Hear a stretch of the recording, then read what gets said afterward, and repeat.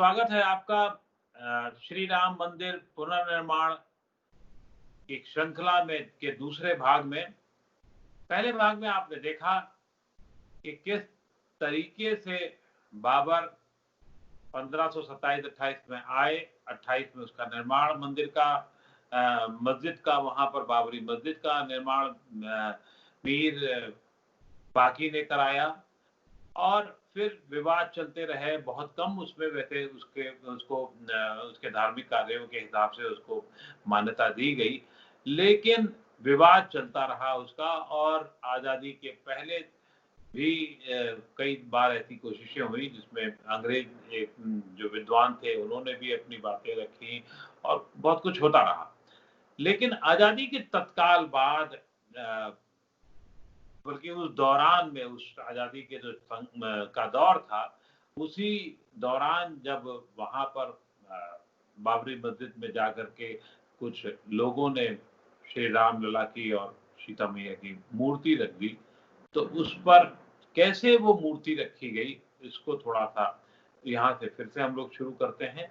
और इसके राजनैतिक विवाद क्या रहे, इस आंदोलन के राजनीतिक विवाद बहुत अपने आप में मायने रखते हैं। और एक पक्ष के लिए नहीं, ये किसी हिंदू पक्ष के लिए नहीं, दोनों पक्षों के लिए, मुस्लिम पक्ष के लिए भी।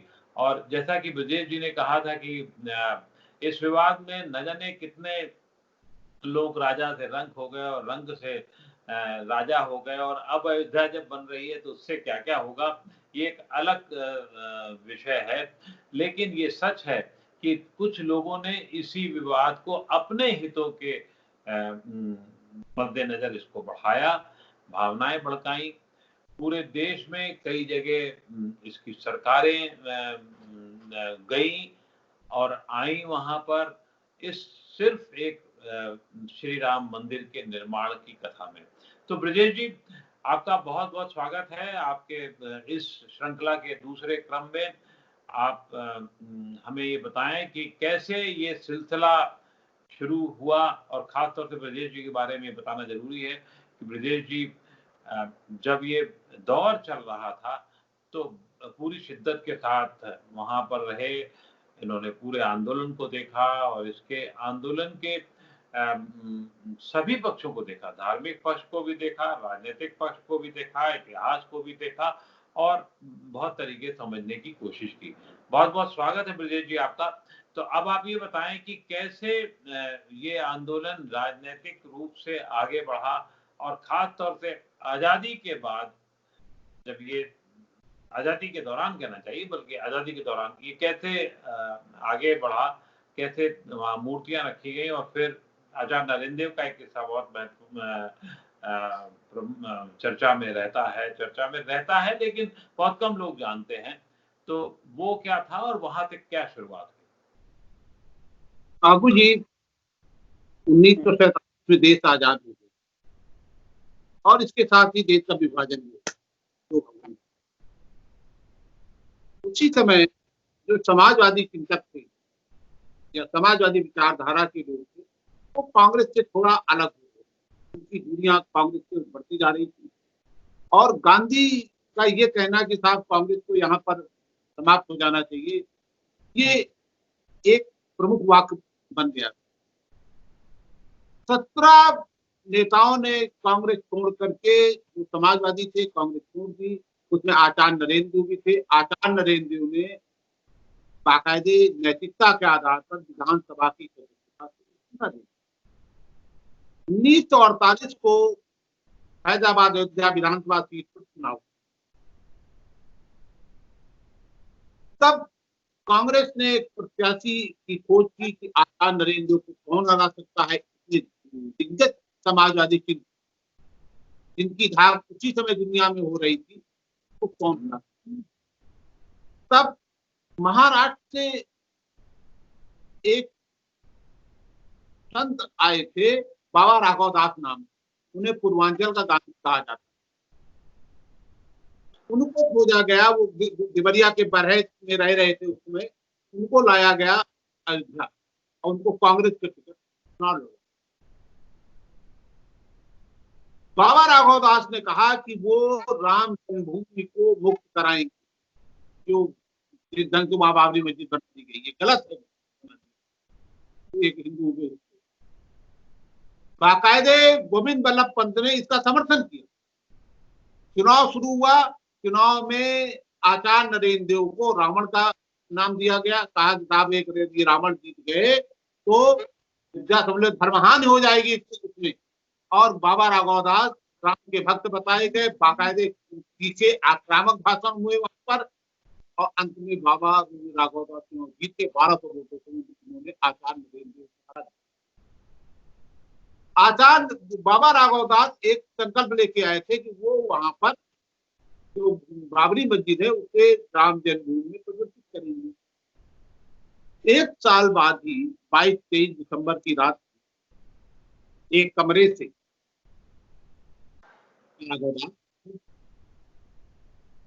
उनमें महंत दिग्विजयनाथ थे जो गोरखपुर के,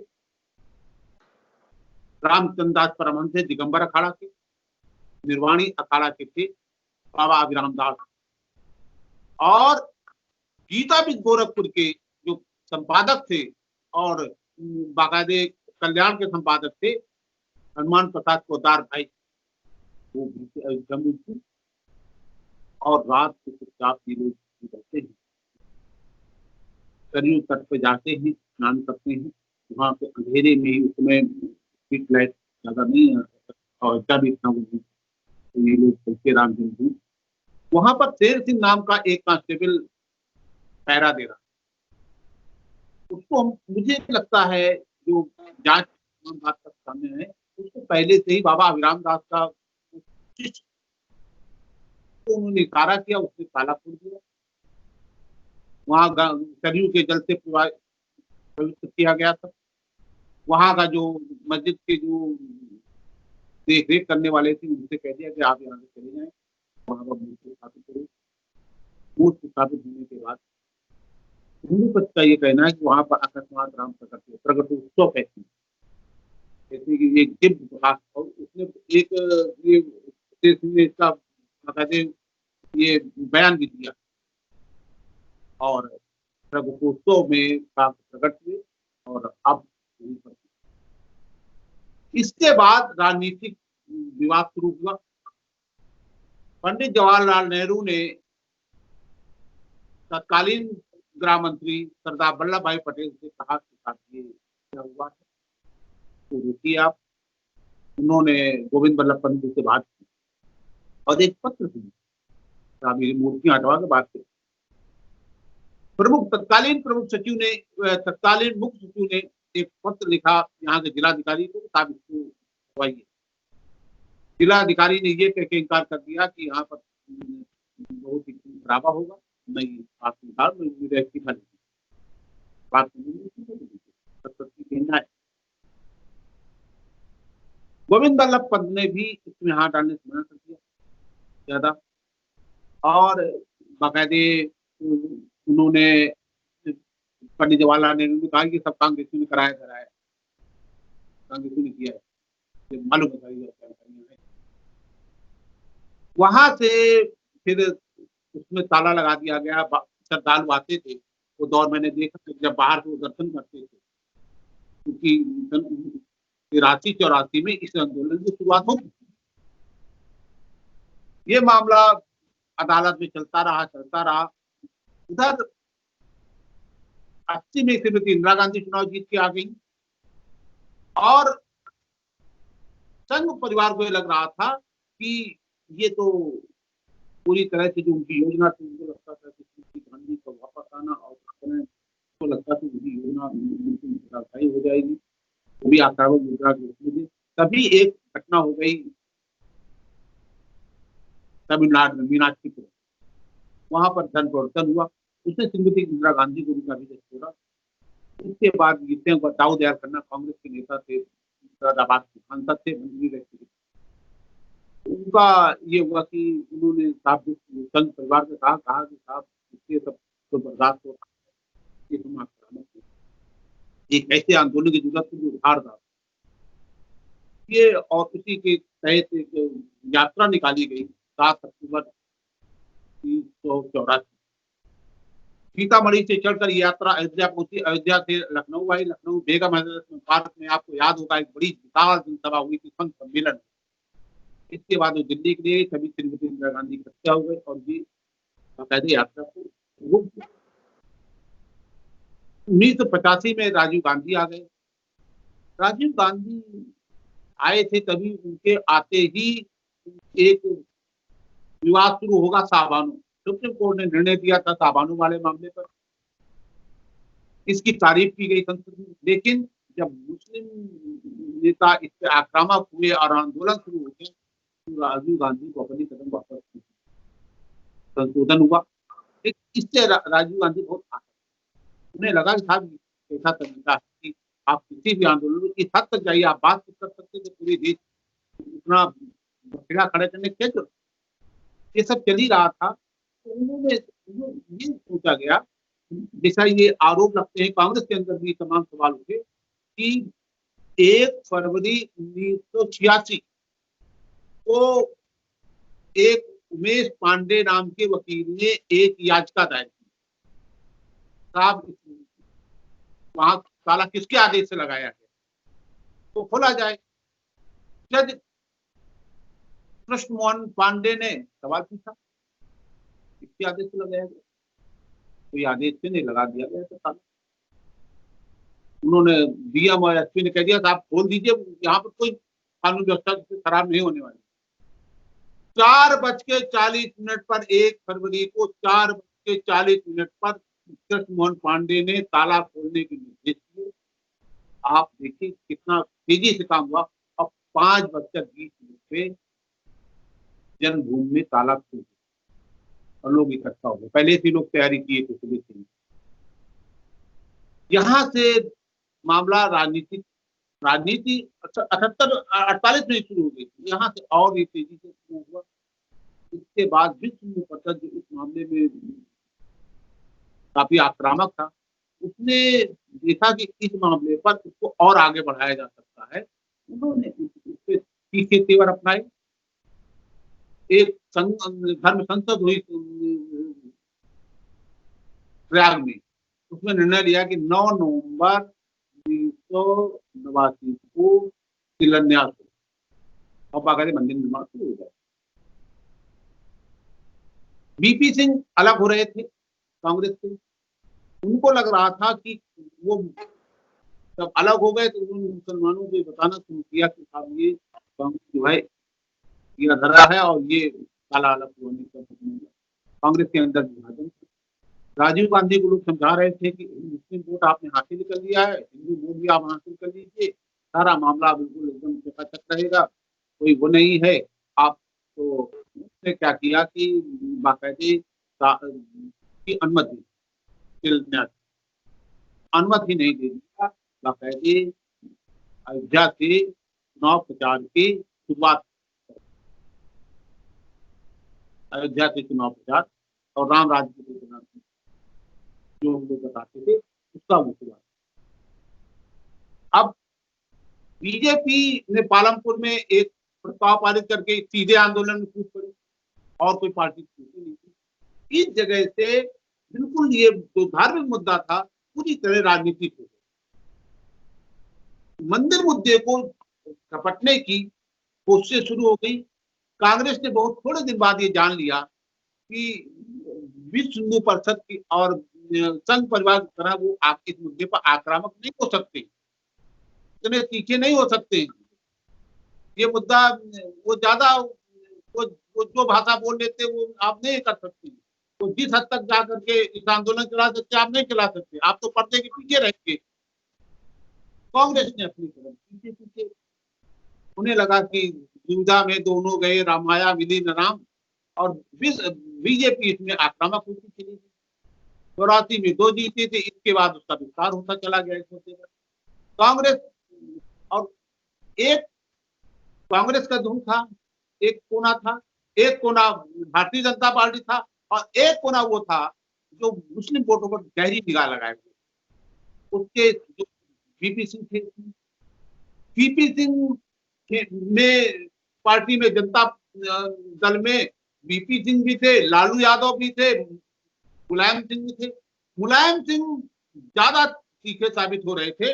उन्हें लगता था कि बीपीसिंह ऐसा ना हो कि मुस्लिम वोट ले जाए, तो वो बाकायदे मैदान में उतर आए थे।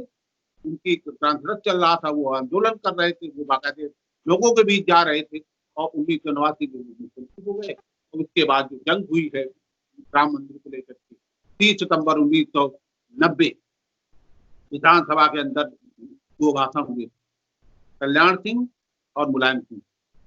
मुलायम सिंह ने उसमें कहा था कि साहब ये शर्मिंदा पर नहीं है, और कल्याण सिंह ने कहा था 30 अक्टूबर को मैं बता दूंगा कि कैसे आपका भ्रमण नहीं करना चाहिए। इस तरह की खुली राजनीतिक लड़ाई शुरू हो गई एक मुद्दे पर जो पूरी तरह धार्मिक, और पिछले 500 लड़ाया, लेकिन कभी इस तरह राजनीतिक नहीं हुआ कि जिसमें खुली नेताओं के बीच जंग हो जाए। उसमें अपनी स्वार्थ शुरू हो गई। किसी को लग रहा था कि एक मुश्त मुस्लिम वोट इकट्ठा किया, दूसरे वर्ग को लग रहा था कि बहुसंख्यक वोटों को अपने पक्ष में किया जाए। इस तरह ये लड़ाई पूरी तरह जो धार्मिक थी वो राजनीतिक बनती चली गई, और राजनीति में अंत में राजनीति में ही इसमें जबरदस्त जंग हुई और तमाम हार गई। तय बात है, राजनीति की इस जंग में कई खेमेबाजी हुई। बहुसंख्यक के वोट बैंक के लिए भारतीय जनता पार्टी ने बहुत जम करके काम करने की कोशिश की। कांग्रेस में इसका बंटवारा रहा। कांग्रेस में हमेशा इसको लेकर के मतभिन्नता रही कि कैसे काम किया जाना चाहिए, और कानून के अलावा बहुत सारी चीजें सोची जाने लग गई। फिर एक तरफ बहुसंख्यक था, दूसरी तरफ अल्पसंख्यक थे। अल्पसंख्यक की राजनीति अपनी जगह अलग काम कर रही थी, और हर पार्टी भारतीय जनता पार्टी को छोड़ करके उसको कंसोलिडेट करना चाहती थी, उसको जोड़ना चाहती थी। ये एक बड़ा रोचक था, क्योंकि कांग्रेस के अलावा जो और तीसरा मोर्चा था वो भी अल्पसंख्यक के लिए बहुत चिंतित रहता था। तो इस राजनीति की लड़ाई में, शतरंज की लड़ाई में मोहरे किसके कमजोर होते गए, किसके बढ़ते गए? कभी ऐसा लगा आपको कि भारतीय जनता पार्टी जो है वो इसमें बहुत पीछे हो गई है क्योंकि उसने संत समाज और बाकी बोला? एक धार्मिक मुद्दा राजनीतिक कैसे बन सकता है, इससे बढ़िया उदाहरण यहाँ नहीं हो सकता। लेकिन इसको, धार्मिक मुद्दे को राजनीतिक बनाने में राजनीतिक दलों ने कितना बड़ा योगदान दिया? देखिए, सारा कुछ राजनीतिक दलों का ही खेल रही थी। ये अलग बात थी, सेबेबंदी थी, अलग अलग वोटों पर नजर थी। किसी को लगता था कि तो वोट बहुसंख्यक आ जाएंगे, किसी को लगता था कि जाति में विभाजित ये समाज कभी एक नहीं हो सकता है, तो मुस्लिम वोट प्लस अलग बैकवर्ड वोट या दलित वोट मिल करके उनकी राजनीति को चमका सकती। ये एक सोच।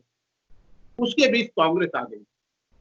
कांग्रेस पहले तो आगे बढ़ी, उसे लगा कि साहब वो तो दोनों पक्षों को करके, लेकिन 1989 के चुनाव में ये साबित हो गया कि कांग्रेस जिस रास्ते पर गई थी उसमें दोनों चले गए। बहुसंख्यक वोट बीजेपी के साथ चला, ये जानते हुए कि बीपी सिंह उनके साथ थे। बीपी सिंह से गठबंधन था। बीपी सिंह बाकायदे बीजेपी की सभाओं में शामिल नहीं होते थे। आगरा में बीजेपी के मंच से वो नीचे उतर गए थे। तमाम घटनाएं हैं।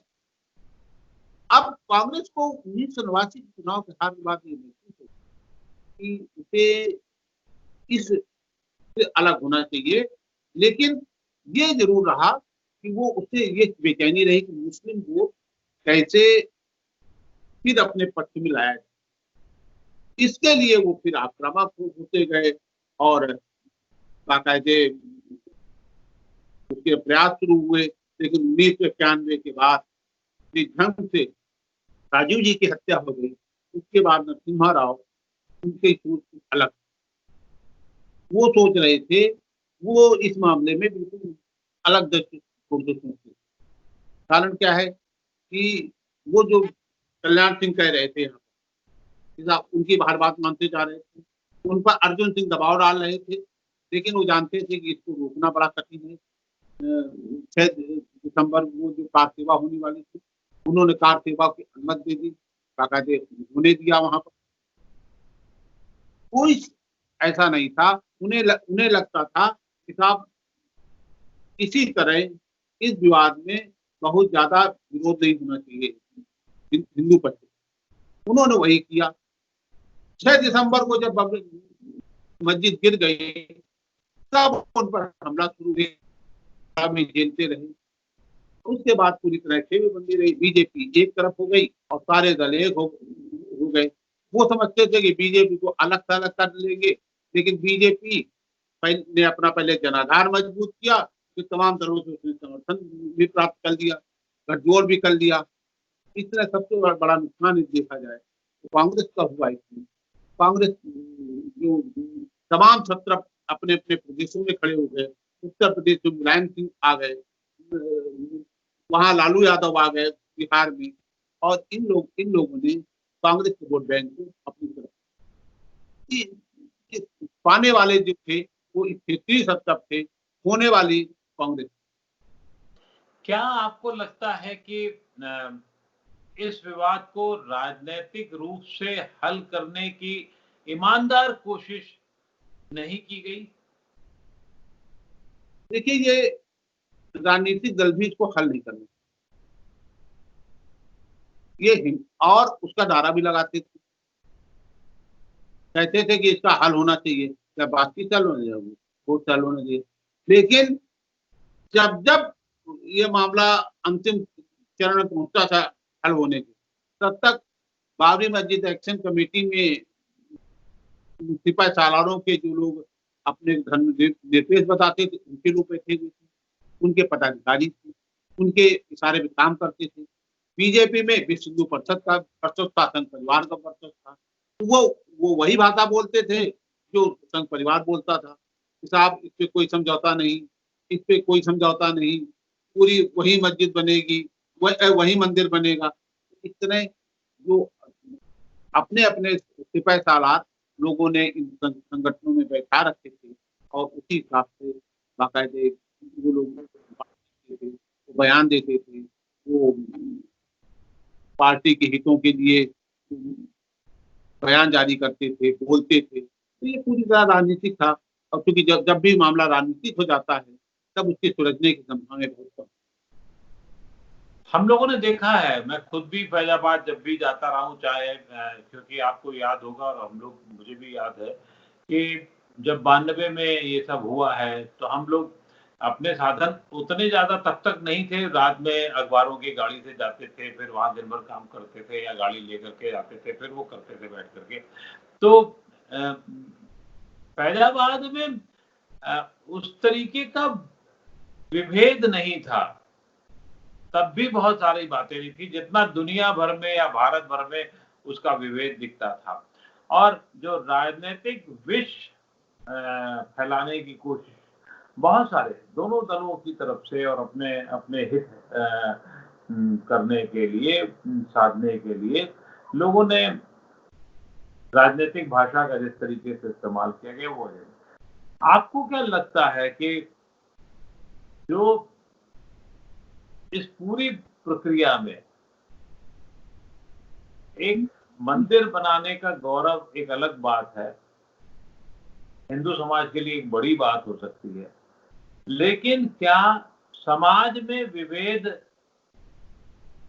कुछ ज्यादा बढ़ गया है? और अगर नहीं बढ़ा है या उसको दूसरा पक्ष जो अल्पसंख्यक पक्ष था उसके बहुत सारे लोग वहां पर वो भी एक तरीके से बातचीत में अब आ गए थे कि हाँ यहाँ मंदिर बन जाना चाहिए, लेकिन बाकी और विवाद ना हो, इस पर आपको क्या लगता है? देखिए, यदि स्थानीय स्तर पर छोड़ दिया जाता वहां पर कभी भी कटुता नहीं रही, आज भी नहीं है। आज भी जाने से देखने को मिलता है कि जहां का मुद्दा है ना वहां इतना गर्माहट है, ना इतनी कटुता है वहां पर। लेकिन आप जब अयोध्या सीमा के बाहर निकलते हैं तो ये मुद्दा बहुत बड़ा हो जाता है। आज भी मंदिर बन रहा है, लेकिन अयोध्या में ऐसा कुछ नहीं है। अयोध्या चल रही है, खुशी है, सब कुछ है। वहाँ के मुसलमानों में जरा भी इस बात का वो नहीं है कि मंदिर में, उन्हें लगता है कि साहब वास्तव में उनके सामने भी रोजी रोटी की समस्या है, हिंदुओं के सामने भी वहाँ रोजी रोटी की समस्या है। यदि रोज वहां पर इतने विवाद होते थे तो अयोध्या का तो बड़ा नुकसान हुआ है, उसर भूमि हो गई इन विवाद के कारण, और व्यापारियों को बहुत फर्क पड़ा उसका। तो वहां पर कुछ नहीं है, वहां के लोगों को दे दिया जाता तो बहुत पहले हल कर लेते। लेकिन जब भी हल करने के लिए स्थानीय स्तर कहते थे तो कहते थे वो कौन होते हैं, वो कौन होते हैं स्थानीय स्तर हल करने वाले। बाकायदे संघ परिवार भी यही सोचता था, और बाबरी मस्जिद एक्शन कमेटी के लोग तो बिल्कुल अयोध्या के लोगों को दूर ही रखना चाहते थे मुसलमानों। उनकी कोशिश थी कि ये कहीं घुस ना जाए बीच में। वो बाकायदे कह देते थे, बयान है उनके, इन लोगों के हाथ में नहीं है। जब इस बार सर्वोच्च न्यायालय का निर्णय आया और एक बयान आया मुसलमानों के, साहब ये बहुत अच्छा हुआ, इसको नहीं जाना चाहिए अब पुनर्विचार याचिका में, तो बाबरी मस्जिद एक्शन कमेटी के नेताओं ने इसे ठुकरा दिया। था वो कौन होते हैं बोलने वाले? जब वो नहीं बोलने वाले होते हैं तो ये बाहरी लोग क्यों बोल रहे हैं, चाहे हिंदू पक्ष हो चाहे मुस्लिम पक्ष हो। लेकिन क्योंकि दुकानदारी बाहर चल रही थी, अयोध्या के लोगों को तो कुछ मिल नहीं रहा था, वो तो चना चमेना लेकर के वो रामचंद्र परमहंस दास बाबरी मस्जिद के जो मुवक्किल थे और ये राम जन्मभूमि के दोनों साथ साथ बस में जाते थे, रास्ते वही चना खाते थे और यहाँ अदालत आते थे। तो उनको तो कुछ नहीं, उनके लिए तो देने का था, और जो बाहरी लोग उनके लिए लेने का था। इसलिए आप कैसे कर सकते हैं? वहां आज भी सब वो है। मैं तो अभी जब अयोध्या का निर्णय आने वाला था तो मैं एक टेलीविजन के उसमें गया था कार्यक्रम में, वहां पर अयोध्या, यकीन मानिए उस समय एक परिक्रमा चल रही थी। वहां परिक्रमा में मैंने लोगों से देखा, वो श्रद्धा से भरे हुए, वो चाहते थे राम जन्मभूमि मंदिर का निर्माण हो, लेकिन कहीं भी उत्तेजना नहीं, कहीं भी अब शब्दों का प्रयोग नहीं था किसी के लिए, कहीं भी किसी के लिए ये नहीं था कि इनसे ये इनका गलत हो जाए। सब वहीं पर मुस्लिम भी दुकानें लगाए थे, सब बिक रहा था, सारा कुछ चल रहा था। तो वहां का मुद्दा नहीं है, वहां पर सब कुछ शांति है, आज भी शांति है, और पहले भी शांति मैंने देखी थी। जो घटनाएं 1992 में हुई थी वो वहां के लोगों ने नहीं किया था, बाहरी लोगों ने किया था, वो अलग बात है, उसका दाग अयोध्या में लगा। अब आपको क्या लगता है कि ये विवाद यहाँ खत्म होने के बाद भव्य राम मंदिर बनने की प्रक्रिया शुरू होने जा रही है, उसके बाद क्या काशी मथुरा के विवाद तो नहीं उठेंगे? और उससे ज्यादा महत्वपूर्ण है, क्या वो राजनीतिक कटुता, राजनीतिक विवादों के बाद जो सामाजिक कटुता है वो तो और बढ़ेगी नहीं?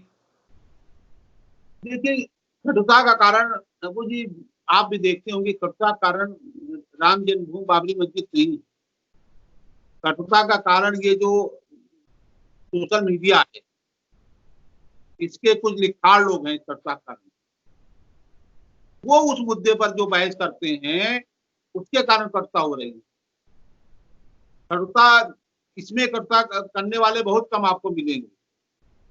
तो जहां तक इसके बनने का सवाल है, आप इसमें देखिए, मैं तो देखता हूँ कि कहते हैं साहब अब मथुरा और काशी को उठाया जाए। उन्हें ये नहीं मालूम कि लोकसभा एक प्रस्ताव पारित करती, कानून बन चुका है, अयोध्या को छोड़ करके बाकी कहीं कोई विवाद नहीं उठाया जाए, कहीं भी कोई नहीं। अब सोशल मीडिया के माध्यम से इस तरह विवाद उठाएंगे तो लोग स्वीकार नहीं करेंगे। ये मुद्दा ही इतना लंबा खिंच गया है कि लोग इसी से वो हो गए हैं। अब लोग इसी के निर्माण में उत्सव मनाने के लिए तैयार हैं, न कि अन्य विवादों पर पड़ने के लिए।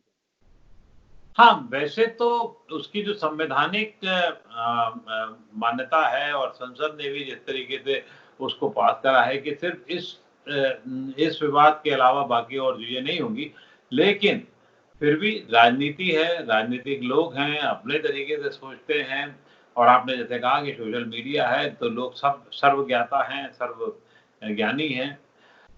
आज की बात हम यही खत्म करते हैं, राजनीतिक विवादों के उतार चढ़ाव को देखते हुए। कल इसी मुद्दे को लेकर के आगे बढ़ेंगे और फिर आपसे बात करेंगे। बहुत बहुत शुक्रिया।